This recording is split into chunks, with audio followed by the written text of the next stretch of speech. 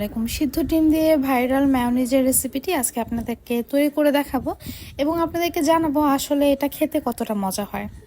কাঁচা ডিমের মায়োনিজটা কখনোই আমি বাসায় তৈরি করি না এবং আমি নিজেও খুব অপছন্দ করি। এর আগে আমি সবসময় এগলেস মায়োনিজটা তৈরি করতাম, তবে আজকে সিদ্ধ ডিম দিয়ে এই মায়োনিজটা প্রথমবারই তৈরি করছি এবং আমার এক্সপিরিয়েন্সটি আমি আপনাদের সাথে শেয়ার করব। মেয়োনিজটি তৈরি করার জন্য প্রথমেই সেদ্ধ ডিম নিতে হবে, আর ডিমটাকে অবশ্যই খুব ভালোভাবে সেদ্ধ করে নিতে হবে। তার সাথে অ্যাড করেছি 4টা বড় বড় রসুনের কোয়া এবং এখানে কালো গোলমরিচ আমি একটু থেতলিয়ে তারপর ব্যবহার করছি 1/2 চা চামচ পরিমাণ।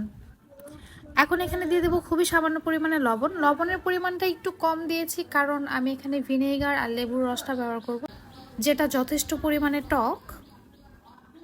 এখন এখানে দিয়ে দেব 3 টেবিল চামচ পরিমাণ গুঁড়ো দুধ।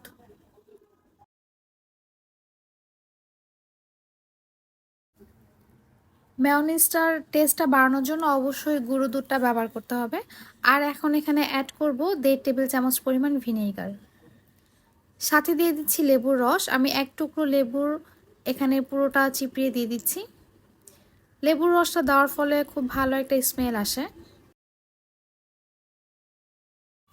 এখন এখানে অ্যাড করব 1/3 কাপ পরিমাণ লিকুইড দুধ, আর এই দুধটাকে আগে থেকে জাল করে নিয়েছি।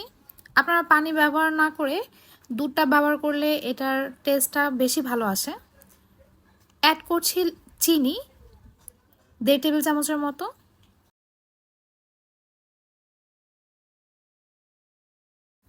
কয়েক সেকেন্ডের জন্য এখন আমি এই ডিম আর সবগুলো উপকরণকে একটু ব্লেন্ড করে নেব।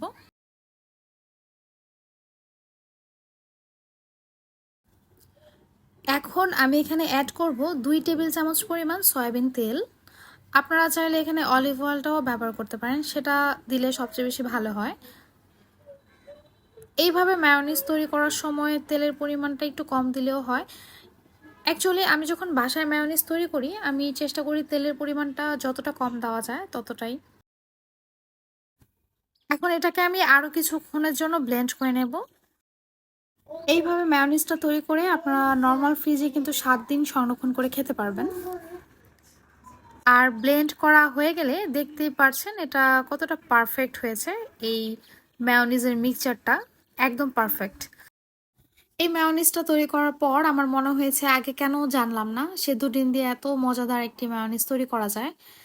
এতটা মজা হয়েছে এবং খেতে একদমই দ্বিধা লাগেনি। দেখা যায় অনেক বাইরেও যখন আমরা মায়োনিজটা খাই, যখন মনে পড়ে এটা কাঁচা ডিম দিয়ে তৈরি হয়েছে, তখন কিন্তু সেটার খেতে মন চায় না। তবে এই মায়োনিজটা তৈরি করার পর আমার বাসায় সবাই খুব পছন্দ করেছে।